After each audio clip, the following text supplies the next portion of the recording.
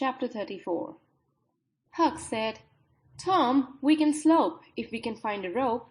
The window ain't high from the ground." "Shucks, what do you want to slope for?" "Well, I ain't used to that kind of a crowd. I can't stand it.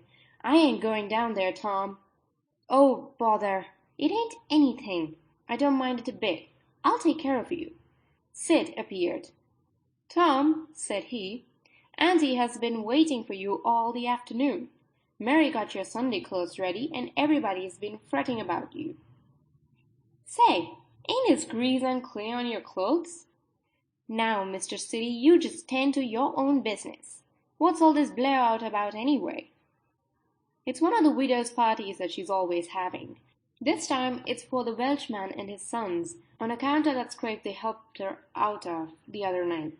And say, I can tell you something if you want to know." "Well, what?" "Why, old Mr. Jones is going to try to spring something on the people here tonight, but I overheard him tell Auntie today about it, as a secret.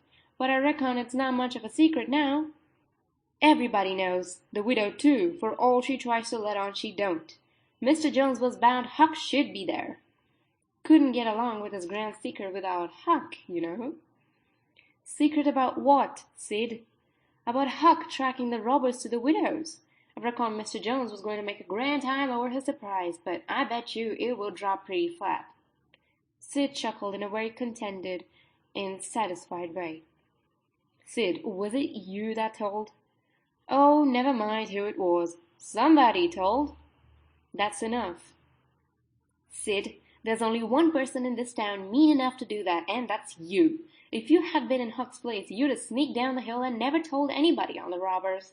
You can't do any but mean things, and you can't bear to see anybody praised for doing good ones.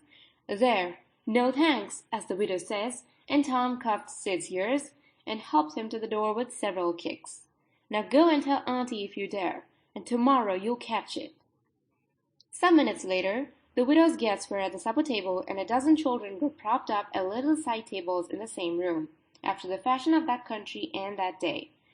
At the proper time Mr. Jones made his little speech, in which he thanked the widow for the honor she was doing himself and his sons, but said that there was another person whose modesty, and so forth and so on. He sprung his secret about Huck's share in the adventure in the finest dramatic manner he was master of.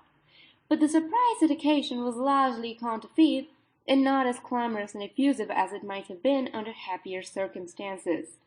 However, the widow made a pretty fair show of astonishment, and heaped so many compliments and so much gratitude upon Huck that he almost forgot the nearly intolerable discomfort of his new clothes in the entirely intolerable discomfort of being set up as a target for everybody's gaze and everybody's laudations.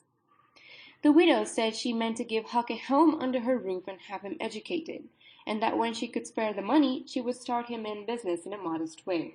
Tom's chance was come, he said. Huck don't need it.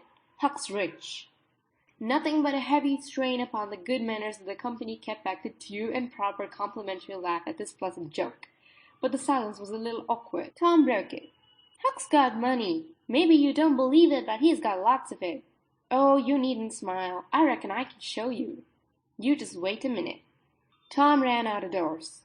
The company looked at each other with a perplexed interest, and inquiringly at Huck, who was tongue-tied. "Sid, what ails Tom?" said Aunt Polly. Well, there ain't ever any making of the boy out. I never—" Tom entered, struggling with the weight of his sacks, and Aunt Polly did not finish her sentence. Tom poured the mass of yellow coin upon the table and said, "There, what did I tell you? Half of it's Huck's and half of it's mine." The spectacle took the general breath away. All gazed, nobody spoke for a moment. Then there was an unanimous call for an explanation. Tom said he could furnish it, and he did. The tale was long but brimful of interest. There was scarcely an interruption from anyone to break the charm of its flow. When he had finished, Mr. Jones said, "I thought I had fixed up a little surprise for this occasion, but it don't amount to anything now. This one makes it seem mighty small, I'm willing to allow." The money was counted. The sum amounted to a little over $12,000. It was more than anyone present had ever seen at one time before, though several persons were there who were worth considerably more than that in property.